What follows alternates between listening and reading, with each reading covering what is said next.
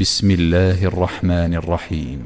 يومئذ تعرضون لا تخفى منكم خافية، فأما من أوتي كتابه بيمينه فيقول هاؤم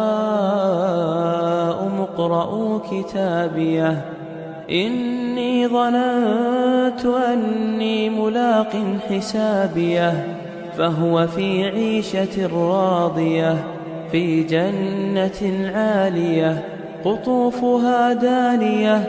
كلوا واشربوا هنيئا بما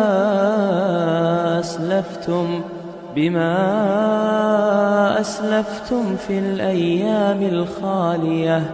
وأما من أوتي كتابه بشماله فيقول يا ليتني لم أوت كتابيه ولم أدر ما حسابيه، يا ليتها كانت القاضية ما أغنى عني ماليه، هلك عني سلطانيه.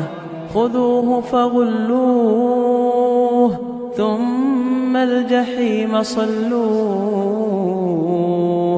ثم في سلسلة ذرعها 70 ذراعا فاسلكوه، إنه كان لا يؤمن بالله العظيم ولا يحض على طعام المسكين،